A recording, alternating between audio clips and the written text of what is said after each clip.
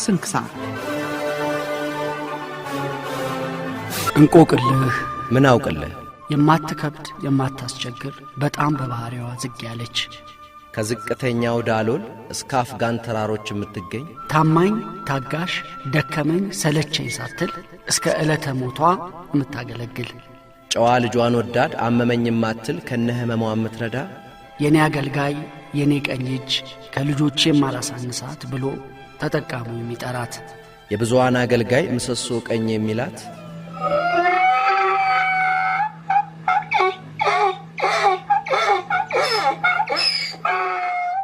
ማህበረሰቡም እንደዚሁ ነው።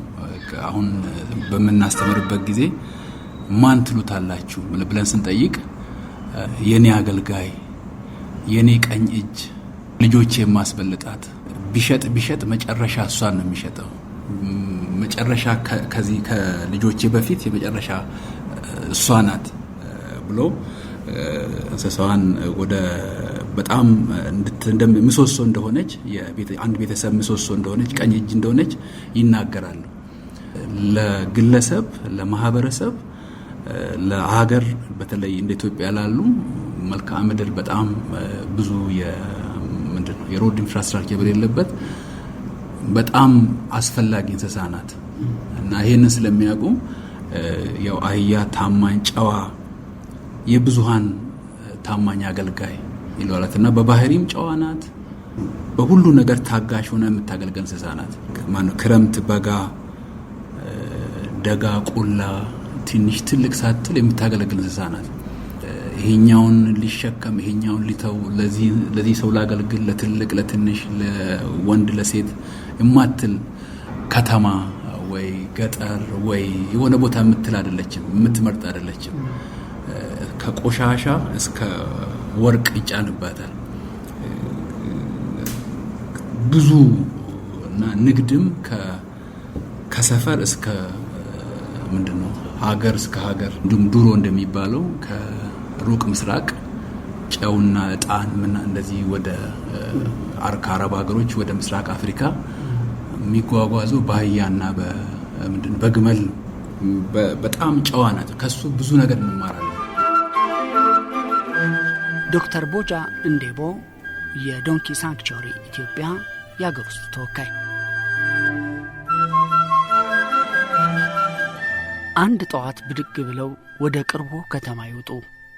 ምንም አይነት የተሽከርካሪ እንቅስቃሴ ባይኖር ከተማዋ ምን ትመስል እንደነበር አስቡ። የእርሶና የልጆቹ የማለዳ እንቅስቃሴ ምን ሊሆን ይችላል? የከተማዋ ሰው ሁሉ የዕለት ግብሩ ወይም ሥራው እንዴት ይከወናል? ይህን ስሜት ይዘው ደግሞ ወደ ገጠሪቷ ኢትዮጵያ ይዝለቁ። ከእርሻው ማሳ እስከ ጎተራ፣ ከጎተራ እስከ ገበያ፣ ከወፍጮ ቤት እስከ ውሃ ቅጂ፣ ለደስታውም ለሐዘኑም ጀርባዋን ከማታዞረው አህያ ውጪ እንዴትና በምን ሊከወን ይችላል ብለው ሳይጠይቁ አይቀሩም። ለዚህ ነው ታጭዶ የተዘጋጀን የእርሻ ምርት በማጓጓዝ በማረስ በመውቃት የምታግዘው አህያ የሌለው ገበሬ ራሱ አህያ ነው ሲል የተረተው። አህዮችን በገቢ ማስገኛ አገልግሎት ተጠቅሞ ችግሩን የቀረፈ ገበሬም እናት ያለው ልጅና አህያ ያለው ሰው ጾሙን አያድርም ሲል ይተርታል። አህያን የትም ገብተህ አታጣውም። ወጣ ገባና ተራራማ በሆነው በገጠሪቱ ኢትዮጵያ እንዲሁም በአፍሪካ በሰው ማህበራዊ መስተጋብር ውስጥ ይህን እንስሳ ከሌሎች እንስሳት በበለጠ ማህበረሰቡን የሚያስተሳስር እሴት መሆኑን ትረዳለህ። ከአንድ ወተት ላም ይልቅ አንድ አህያ የማህበረሰብ ንብረት ነው። ጎረቤታሞች በተለያዩ አጋጣሚዎች አህዮችንና በቅሎችን ይዋዋሳሉ፣ ለክፉም ለደጉም። ከተፈጥሯዊ አደጋዎች በኋላ ማህበረሰቡን የማቋቋም አቅም በመገንባት አህያ ያለው ሚናም ከፍተኛ ነው።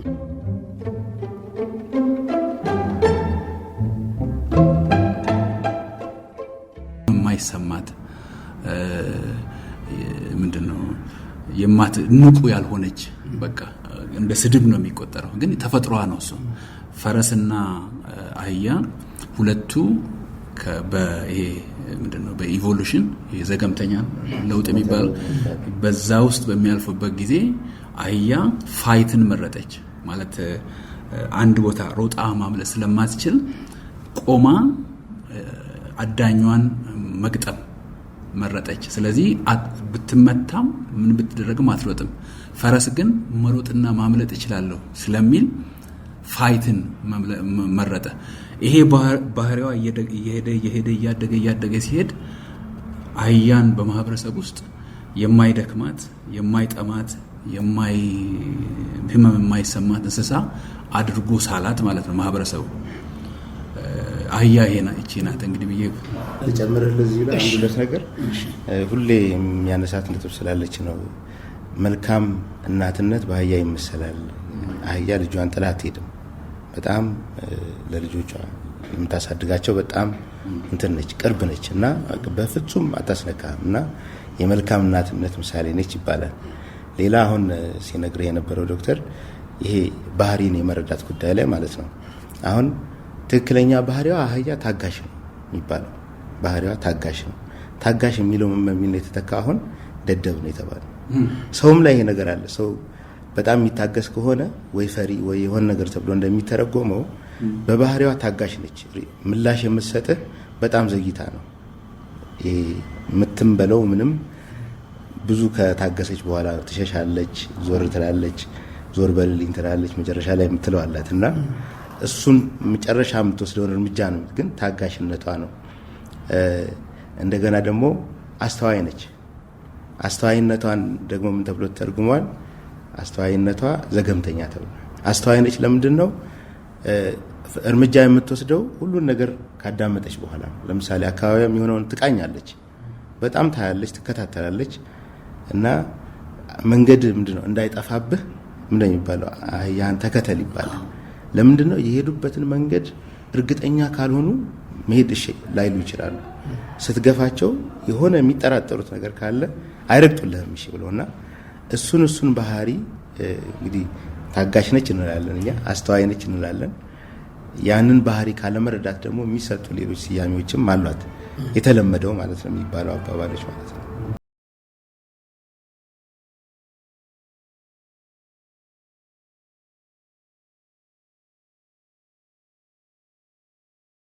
ሎች በጦር አውድማ፣ በአርኪኦሎጂ ግኝቶች፣ በተረትና በቀልድ መጽሐፍ፣ በሥነ ጽሑፍ ትሩፋቶች ሁሉ አህዮች አሉ። በሰው ልጅ ሃይማኖታዊም ሆነ ዓለማዊ ተረክ ውስጥ ሁሉ አሉ። በተጠኑ የሰው ልጆች ታሪክ ውስጥ ሁሉ ስፍራ አላቸው። በሃይማኖት መጽሐፍት ንጉሡን አግዘዋል።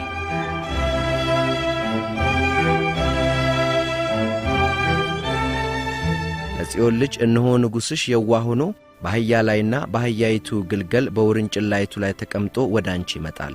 በነቢይ የተነገረው ይፈጸም ዘንድ ይህ ሆነ። ደቀ መዛሙርቱም ሄደው ኢየሱስ እንዳዘዛቸው አደረጉ።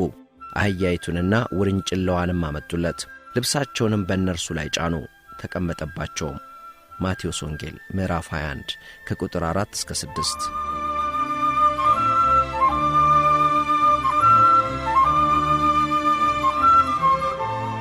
ብዙ ታሪኳ ጦርነት በሆነባት ኢትዮጵያ፣ መልክዓ ምድሯ ወጣ ገባ ለሆነባት ሀገር ሰው የጦር መሳሪያ፣ የጦርነት ስንቅና ትጥቅን ለማጓጓዝ ከአህያና ከበቅሎ ሌላ አማራጭ ምን ሊኖር ይችል ነበር? እንደ ሰው ሁሉ በጦር አውድማ ሕይወታቸው ያለፈው የጋማ ከብቶች ቁጥር በዝርዝር ምን ያህል ይሆን ብሎ መገመት ይቻላልን? አህዮች በጦር አውድማ የነበራቸው ሚና የተመለከቱ ሰነዶችን ማግኘት በፍጹም አስቸጋሪ አይደለም። በተለይ ሰው ላይ ብቻ በማያተኩሩ የውጭ አገር ጸሐፍት ሰነዶች ላይ ሚናቸው ጎልቶ የተጠቀሰበት ጊዜ በርካታ ነው። የተደበቀው ማስታወሻ በዶክተር ሃርልድ ናይስትሮም ተጽፎ በዶክተር ገበየው ተፈሪና ደሳለኝ ዓለሙ ወደ አማርኛ የተመለሰው መጽሐፍ ከገጽ 16 እስከ 17 እንዲህ ይገልጻቸዋል።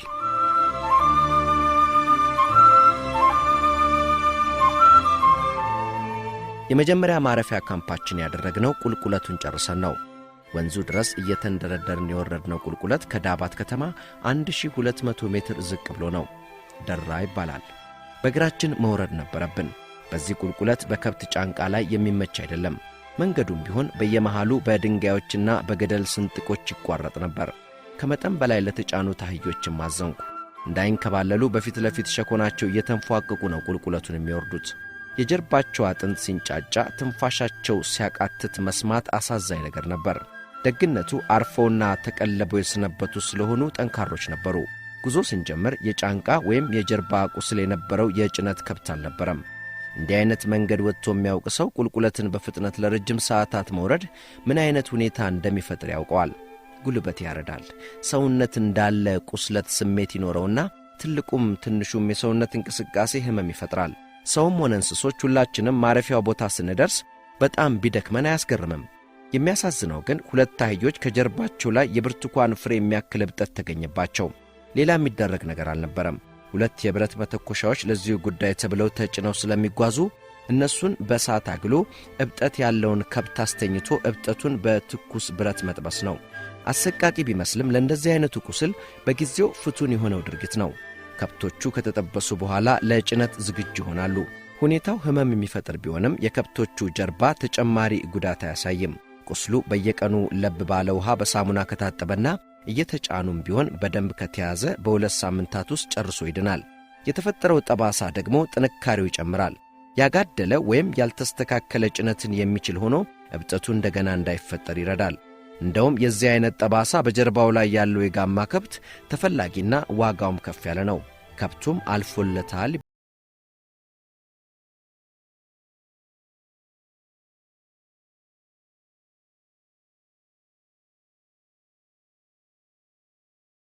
ትስስር እኮ ከፍተኛ ስለሆነ ነው የመነሻው ነው ብዬ የማስበው። አሁን አመጣጡን ብታጠና ማለት ነው። ስለ ውሻ ስለ ሌሎች እንስሳትም ይባሉ አሉ። በእርግጥ ያው ታውቃለህ። ግን ስለ አህያ ከ5000 ዓመት በላይ ታሪክ ሂስቶሪካሊ በታሪክ የተዘገቡ የተጻፉ ነገሮች አሉ። ከስልጣኔ ጋራ መጀመሪያዎቹ ስልጣኔዎች ጋራ ከሰው ልጅ ስልጣኔ ጋር ተያይዞ የተጻፉ ነገሮች አሉ። ይሄ የሚያሳየው ምንድነው እንግዲህ ለበርካታ ዓመታት እነዚህ ዘመናዊ የሆኑ መጓጓዣዎችን እንደገና የጦርነት ታሪኮቻችንም ከመምጣታቸው በፊት አህያ በበጎ ገጽታው በዕለት ተዕለት ኑሮ ከሰው ልጆች ጋራ ታሪክ አላት። የመካከለኛው ምስራቅ ብትወስድ ግብጽ አካባቢ ነው ብዙ የተጻፉ ነገሮች፣ ስዕላዊ የሚሆኑ ነገሮች፣ በቁፋሮም የተገኙ ማስረጃዎች አሉ። መነሻዋም እኮ የሚባለው እዚሁ ምስራቅ አፍሪካ አካባቢ ነው እና ወደ ሌላውም ዓለም ስለሄደች ከሰው ጋርም ቅርብ ስለሆነች ይመስለኛል የማትከብድ የማታስቸግር። ያው እንግዲህ እሱን የሚከራከሩ ይኖራሉ። ግን በጣም በባህሪዋ ረጋ ያለች ዝግ ያለች እንስሳ ስለሆነችና ቅርብ ለሰው ስለሆነች ለሴት ለወንድ ለአዋቂ ቅርብ እንስሳ ስለሆነች ይመስለኛል ከዛ ጋር ተያይዞ ብዙ በበጎም የሚነሱ አሉ። በእርግጥ ደግሞ በተቃራኒው በአሉታዊም ደግሞ የሚነሱ አሉ። እነሱ የራሳቸው ነገሮች ይኖራሉ በኋላ ላይ ምናልባት የምናነሳው ማለት ነው። እና ከሰው ጋር ያላት ቁርኝት ይመስለኛል የዚህ ሁሉም ጋር ስትሄድ አለ። ከዝቅተኛው ዳሎል እኛ ጋር ካለው ጀምሮ በጣም ቀዝቃዛ የሆነው በረዶ ያለባቸው ሀገሮች ላይም ስንሄድ አግኝተናል። የኛ ድርጅት አሁን የመጣበት በረዶ ነው። እዛ በረዶ መካከል የክሪስማስ ካርድ የአህያ ፎቶ ተነስቶ ታያለ እና ከዚህ እስከዚህ ያለች እንስሳ ናት። ስለዚህ ያም ይመስለኛል ከሰው ጋር ያላት ቅርበት እንደገና ደግሞ በተለያየ የአካባቢያዊ ሁኔታ ስለምትኖር ስለ አህያ ብዙ ነገር ይባላል፣ ብዙ አባባሎች ይሰማለት ያለ ያ ይመስለኛል እኔ ሰፊ ብሮድ ያደረገው እየገምታል። ዶክተር አስማማው ካሳዬ የዶንኪ ሳንክቹሪ ኢትዮጵያ የፕሮግራም ዲቨሎፕመንት ማናጀር።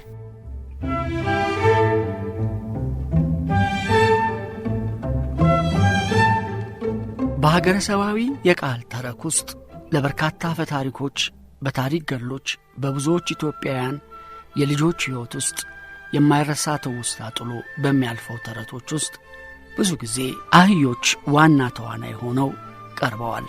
የብዙ ደግና ደግ ያልሆኑ የባህሪ ወራሽ ወኪል ሆነው ተስለዋል። ጸጋዬ ገብረ መድኅን ሎሬት በአንድ ተውኔታቸው መጋረጃ ሲገለጥ የአህያ ማናፋት ድምፅ ተሰምቶ መጀመሩ ብዙ ውዝግብና ችግር ፈጥሮ እንደነበር ያስታውሳሉ። የአህያው የማናፋት ድምፅ ማንን ደደብ ለማለት ነው አሊያም ጥጋበኛ ለማለት ነው ተብሎ እንደተወቀሱም ተተርኳል። ከዚህ ጋር የተያያዘ የአህያን ድድብና የተመለከተ እውነት መሰል ታሪክ እንዲህ ተጽፎ ይገኛል። በ5 ዓመቱ የጠላት የወረራ ዘመን ነው። ባንድ አጋጣሚ አንደኛው ጠባቂ አንድ ወታደር መኮንን ይዞ ወደ ደጃች አያሌው መጣ። ትንሽ የጭስ መጠን በመኮንኑ ድንኳን ታይቷል። መኮንኑ ሲጠየቅ ደግሞ እውነት ነው አገልጋይን ቡና እንድታፈላ ትእዛዝ ሰጥቻታለሁ ብሎ አብራራ። ነገር ግን ጭስ እንዳይኖርም ትእዛዝ መስጠቱን ተናገረ። ታዲያ አገልጋዩ እሳት አላነድም ብትል ምን ታደርጋት ነበር? እገርፋት ነበር። እሳት ያለ ጭስ አይተህ ታውቃለህ? የለም አይቼ አላውቅም። ታዲያ እንዴት ያን አይነት ነገር እንድታደርግ አገልጋዋን ትጠይቃለህ? አዝዣታለሁ፣ የታዘዘችውን መፈጸም ስራዋ ነው። ይቺ ደደብ አህያ ከሆነችማ ሊገባት ስለማይችል ኃላፊነቱን አንተው ራስህ መውሰድ አለብህ። በግዴለሽነትህ የመላው ካምፑን ህግ ተላልፈሃል። ስለዚህ ለዳኝነት ወደ ሰራዊቱ ፍርድ ቤት አሳልፌ ሰጥቻለሁ። የደጃዝማቹ ውሳኔ ነበር። ዶክተር ሃራልድ ሁሉም የቀልድ ብላ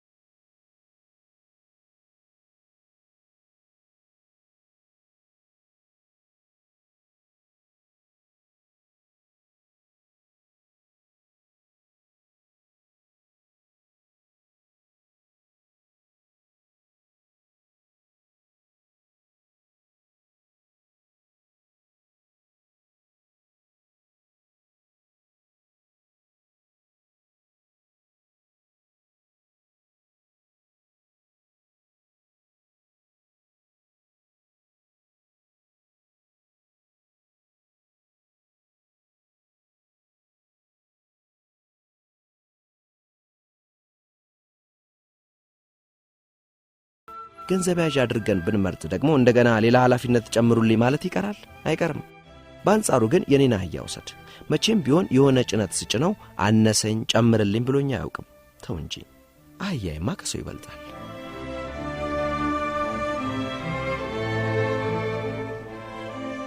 በሌላ የሙላ ታሪክ ላይ ደግሞ የሙላ ነስሩዲን ጎረቤት የነስሩዲንን አህያ ሊዋስ ይመጣል።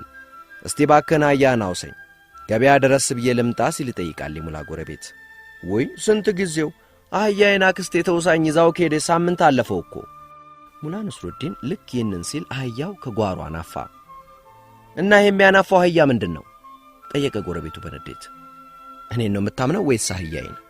መለሰ ሙላ ቆጣ ብሎ።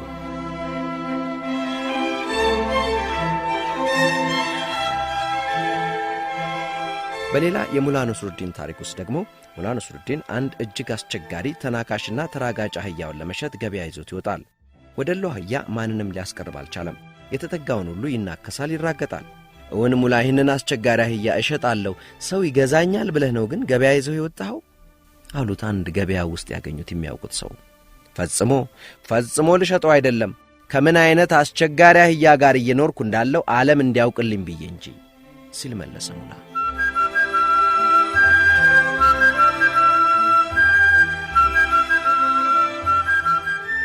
በማህበረሰቡ ስለ አህያ የሰረጹ አሉታዊ አመለካከቶች፣ እምነቶች ሚናቸው ጎልቶ ስለዚህች እንስሳ ብዙ የሰው ልጅ ያለው አስተሳሰብ አነስተኛ በመሆኑ በአደጋና በስጋት በችግር ላይ ያለች እንስሳ ሆናለች። ለአህዮች ደህንነትና ችግር ዋነኛ መንስኤ በማህበረሰቡ ሰርጾ የሚገኘው ስለ አህያ ያለው አሉታዊ አመለካከቶችና ከዚህ የሚመነጩ የተዛቡ እምነቶችና አባባሎች በሰዎች ኑሮ ላይ ያላቸው ሚና እንዳይታወቅ አጥልቶባቸዋል። ሴቶችና አህዮች ዱላ ይወዳሉ። የታመመ አህያ አይድንም። አህያ ከንጉሥ ፈረስ ጋር ለመቆም ሲል ራሱን ጠቃሚ ነኝ ብሎ ያስባል። አህያ የራሱን ጩኸት መስማት ይወዳል። እንደ አህያ ደደብ፣ የአህያ ሥጋ አልጋ ሲሉት አመድ የመሳሰሉት ይጠቀሳሉ። እኔ ከሞትኩ ሰርዶ አይብቀል አለች አህያ የሚለውን ተረክ አንድ ጸሐፊ በዚያን ጊዜ ሰርዶ የሚባል ከግራር የሚልቅ የዛፍ አይነት ነበር። የአህያም ሥራ በየዕለቱ የዚህን ዛፍ ግንድ እየተሸከመች ወደ ሩቅ ሀገር ማጓጓዝ ነበር። አህያም ታዲያ ለረጅም ዓመታት የሰርዶ ግንድ ስታመላልስ በስተመጨረሻ እያረጀችና እየደከመች መጣች። በዚህ ጊዜም ንጉሥ አንበሳ አህያ ሆይ ይህን ያህል ዘመን የሰርዶ ግንድ ስታመላልሽ ይኖረሻል። አሁን ግን ደክመሻል። መሞቻ ጊዜሽም እየደረሰ ነው።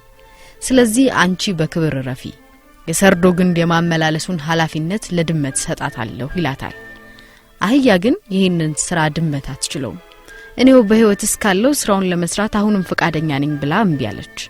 አህያንበሳም ታዲያ በአህያም ቢተኝነት ተናደደና እንዲያውም ዛሬውኑ እንድትሞች ወስነናል፣ ከመሞትሽ በፊት የምትናገሪው ነገር አለ ሲል ጠየቃት። እሷም ታዲያ ከሞቷ በላይ ያሳዘናት ድመት በዚያ ከባድ ሥራ ስትሰቃይ መኖሯ ነበርና እንዲህ ብላ ተናገረች። ንጉሥ አንበሳ የሞት ፍርድን ተቀብያለሁ፣ ግን ባይሆን እኔ ከሞትኩ በኋላ ሰርዶ አይብቀል፣ የእንስሳት ጀርባም አይላጥ ብዬ እንድጸልይ ቢፈቅዱልኝ ብላ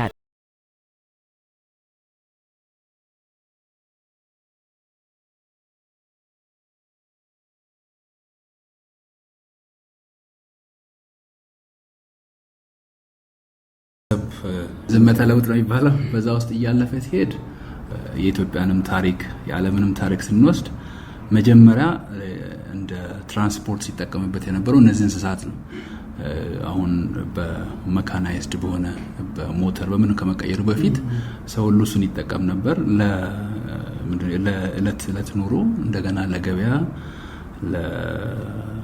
ለጦርነትም እነዚህ እንስሳት ይጠቀም ነበር።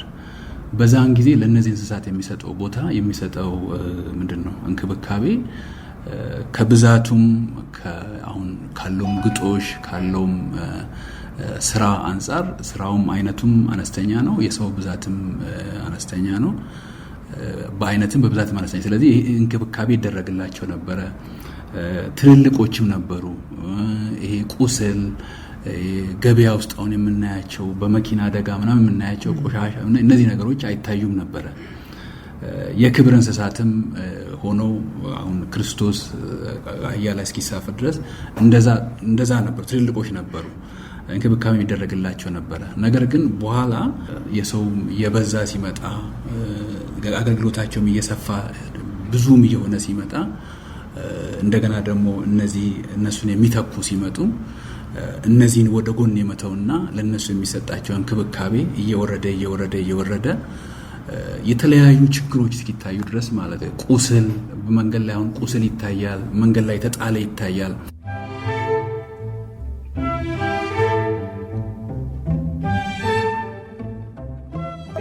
አህዮችም በኃይለኛ ሁኔታ ከታመሙ ቢያድናቸውም በአበሻው ብቻ እንሞክራለን፣ ከታመሙ ማለት ነው።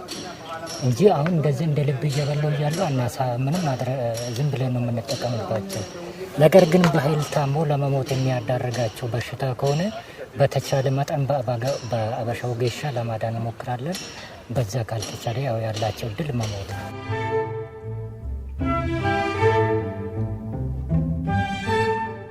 ስለዚህ እንክብካቤያቸው ከጥሩ ወደ መጥፎ ነው የመጣው። በኢትዮጵያ ውስጥ ካሉት ሁሉም ሰራተኛ አህያ ነው የሚባለው የሚሰሩ ናቸው። እዛ ሀገር የማይሰሩ ናቸው። በኢትዮጵያ ውስጥ ካሉት አህዮች ከ3ቱ አንዱ ገጣባ አለው። በቃ ይሄ የታወቀ የትም ቦታ ሲኬድ ይበልጣል እንጂ አያንስም። እንደ ኖርማል ነገር ይታያል። ስንጠይቃቸውም ባለ ንብረቶች ተጠቃሚዎች ስንጠይቃቸው ከዚህ በፊትም እኮ እንደዚሁ ተሰራ ነበር፣ አይ በቃ ምንም አይሆንም እስከ ማለት ድረስ ማለት ነው። ትክክል ነው፣ እንደምንም ይታያል። እንግዲህ ይሄ ችግሩን ዝቅጠት ነው የሚያሳየው በሂደት ማለት ተለያየ ቁጥራቸውም እያነሰ በእነሱ ላይ የሚሰራው።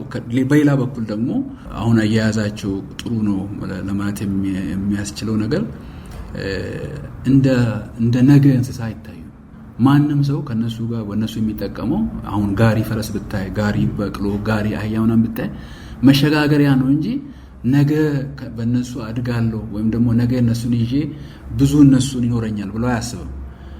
አንድ አባባል አለ ኬንያ ውስጥ ነው፣ 10,000 አህያ ስላለ ሀብታም አትባልም።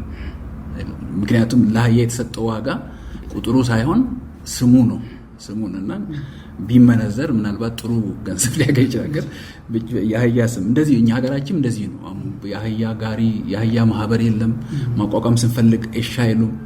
ምክንያቱም ይሄ አባባ ከአህያ ጋር ያለው የጠቀሙበት ይሄ ፓራዶክሱ ማለት የጠቀሙበት ዋጋ ለመስጠት። ምክንያቱም ተጠቃሚ ብቻ ሳይሆን ማህበረሰቡ ኦልሬዲ እንደ ባህል እንደ ቅድም እንዳልከው እንደ ኖርማል የያዘው ነገር ስለሆነ ማለት ነው።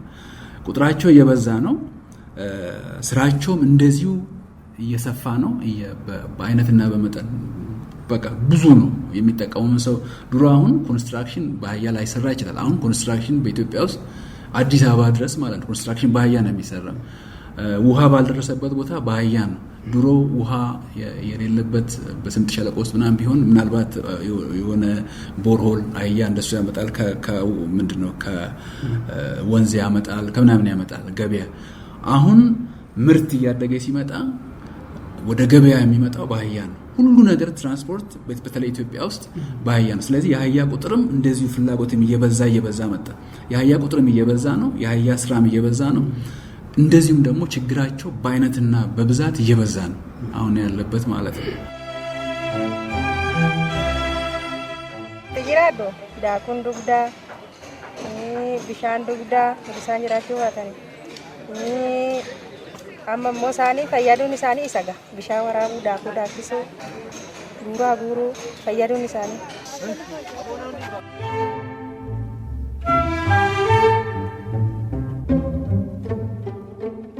የቅርብ ጊዜ ታሪክን ብንመለከት ማለት ነው በብዛት እንግዲህ የአርሶ አደር ንብረት ነው በፊት የሚታወቀው። እኛ ስራ ስንጀምር አካባቢ የዛሬ 15 20 ዓመት አካባቢ 20 ዓመት ሆነ የነበረው የአርሶ አደር ንብረት ነው። አህያ በሬ አለው፣ ላሞች፣ የተወሰነ ፍየል፣ በግ ይኖረዋል። ለመጓጓዣ ደግሞ አህያ ውሃ ለማምጫ እንደዚህ ነው የነበረው። ዋጋቸውም ወደ 200-300 ብር አካባቢ ነው የነበረው እና በእርግጥ ያኔ 200-300 ብር ብዙ ነው።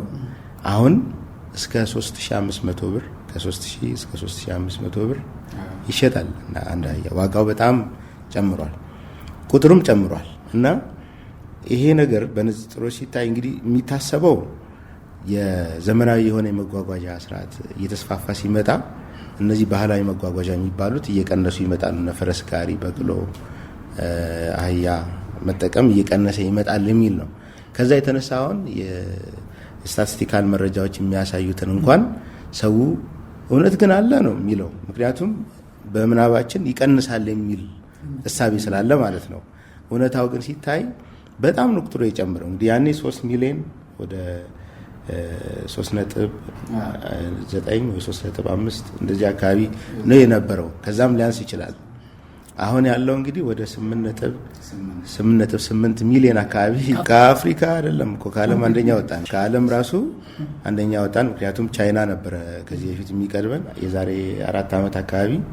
የነሱ ያው በአንዳንድ ምክንያቶች ቁጥራቸው እየመነመነ ይሄዳል። እንግዲህ በምንድን ነው የሚለው ማየቱ ወደፊት እናያለን። እሱ ግን እየመነመነ ሄዶ ቁጥራቸው ለዛውም እያመረቱ ነው ማለት እርባታ አላቸው እነሱ እንደኛ ሀገር አይደለም። ቁጥራቸው ቀነሰ፣ ዓለም አንደኛ ሆነናል ማለት ነው። ከአፍሪካም ከዓለምም የኛው ነው ቁጥሩ። ቁጥሩ በጣም ጨምሯል። ዶክተር እንደነገረ ደግሞ አገልግሎቱም በጣም ሰፍቷል እና የከተማም እንስሳ ሆነዋል። በከተሞች ውስጥ አህዮች የተለያየ ስራ ይሰራሉ። የጽዳት፣ የማጓጓዝ፣ ይሄ የአካባቢ ጥበቃ ስራ በተለይ ሐዋሳን ብትወስድ ያን የመሰለ ከተማ እንግዲህ የሚያጸዱት አህዮች ናቸው። ጭነቱን ይዘው የሚሄዱት። ንግድ በዛ የሚሰሩ አሉ። የውስጥ እየተዘዋወሩ ኮንስትራክሽኑን አንስቶልሃል። ምርት፣ የግብርና ምርት ራሱ ከማሳ የመጣው ወደ ሴንትራል ይሄ ጉልት ገበያዎች እዚህ የኛም መርካቶ ማየት ትችላለህ። በጣም የስራ እድል በመፍጠር በጋሪ በመጠቀም ይህንን ነገር በመስራት ሰዎች መጠቀም ጀምረዋል። ወደ አማራ ክልል ደግሞ ስንሄድ አሁን ለውጥ ከዛ ጊዜ ከነበረው የምናየው ለውጥ ምንድነው? በፊት ምርት ይዘጋጅና ምርቱን አርሶ አደሩ በራሱ የማጓጓዝ ሁኔታ ነበር። አሁን እነሱም ወደ ጋሪ ገብተዋል። አህያን በቅሎን በመጠቀም የምርት መጨመርም ስላለ የተለያዩ ቴክኖሎጂዎችን በመጠቀም ምርት መጠቀም እንትኑ የመጨመር ነገር ስላለ ወደ ዋና መንገዶች ለማውጣት እነዚህን ነው የሚጠቀሙት። በዚህ ምክንያት ቁጥሩ ጨመረ እንጂ አልቀነሰም። ተፈላጊነቱ ጨመረ እንጂ አልቀነሰም። ኦተዳ ሃይ ሃሪያፕ ኦትዶ ጋር እንደንዳጋን ካሴ ጋፌ ሃይ ለውጥ ቤቲስ ሶግዶን ያው ካሴ ወዲያኒ ቃጥዲ ቃጠነው ባይና ጋር እንደንዳጋን በጣም ነምሰትት ኮሮ ቃጠነው ባይና ጋር እንደንዳጋን በጣም ነምሰትትስ በጣም ነው ደሞ ጋደ ካይጋደ እንደራስ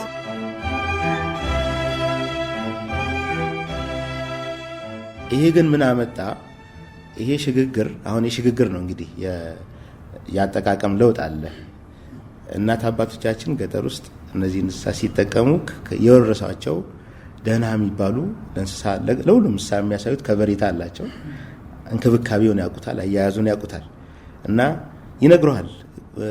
ገጣባ ያወጣባት እንደው እንዲህ ነው የሚደረገው፣ እንዳይላጥብህ እንዲያድርጋት የሚሉት የራሳቸው ባላቸው እውቀት ከዘመናዊ ሕክምና በስተቀር ዘመናዊ ሕክምና ያው አልነበረም። ከዛ ውጪ ሌላውን ይሞክራሉ። አመጋገቡን ምኑን እንትን ይሉታል። አሁን ግን ወደ ከተማ ቀመስና ከተማ በሚገባበት ጊዜ የመጣው ምንድነው? እንስሳዋ ብቻ ነች። ልክ ባጃጅ እንደሚመጣ አይሱዙ እንደሚመጣ እንስሳዋ ብቻዋን መጣች። ያዛ ያለው ሰውዬ ደግሞ ወይ የገጠር ሰው አትለው ወይ የከተማ ሰው አትለው ወይ ገበሬ ነኝ ብሎ እንስሳና በእንስሳን መስራት አክብሮ አይጠቀምም፣ ወይ ደግሞ ክህሎቱና እውቀቱ የለውም። እንዲሸማቀቃልም እየተናደደም ነው የሚሰራው። እኔ አይቻለሁ ብዙ ቦታና ደስተኛ አይደለም። የራሱንም ህይወት ከአርሶ አደርነት ወደዚህ የሚሸጋገር ወይም አማራጭ ያጣ ሰው ነው በብዛት የሚገባበት እና በዛ ምክንያት የምታየው ችግር መጠኑ ሰፍቷል። ያ ነው ገጣባ ነበረ። ግን አሁን ደግሞ ብዙ አይነት ሆን ብሎ ማቁሰልም አለ፣ ከመጠን በላይ መጫን አለ፣ የልህ ቅጥቀጣ አለ። ብዙ አይነት ነገሮች አሁን የምታያቸው ችግሮች ከቴክኖሎጂ ጋር ትውውቅም። ይሄ ጋሪ የሚባለው ራሱ ማን እንደሰራው ላያቅ ይችላል። እንዴት እንደሚጠመድ እንዴት እንደሚፈታ የማያቅ ሰው የሆነ ነገር አምጥቶ ግዑዝ ነገር አንዲት እንስሳ ላይ ጠምዶ በቃ ሂድ ይለዋል። ከዛ እሱም ይቸገራል፣ እንስሷም ትቸገራለች። እነዚህ ሽግግሮች አሉ አሁን የምናያቸው ማለት ነው። በከተማ አካባቢ በተለይ ለዚህ ነው አስከፊ የሆኑ እንስሳ ብዙ ዓመት ኢትዮጵያ ውስጥ ኖራ ግን እንዲህ ሰው ሲሰለጥ እንደዚህ የሆነን እንዲህ የሚሄደው እስክትል ድረስ ተቃርኖ የሚመስል ነገር የሚታየው እኔ ከዛ ጋር በተያያዘ ነው እላለሁ።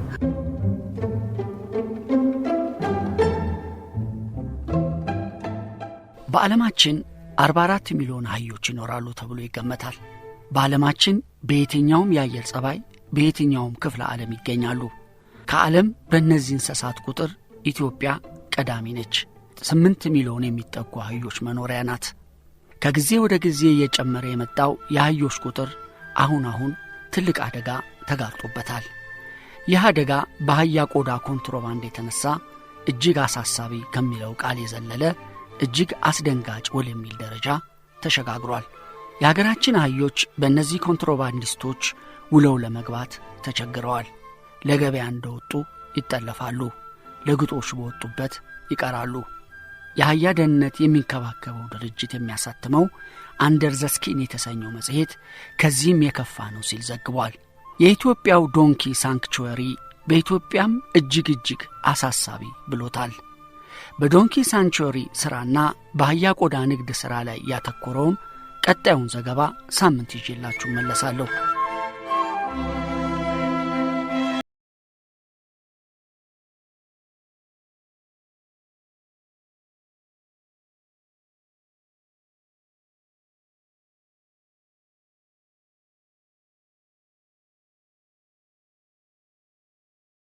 ኢትዮጵያ ለዘላለም ትኖር።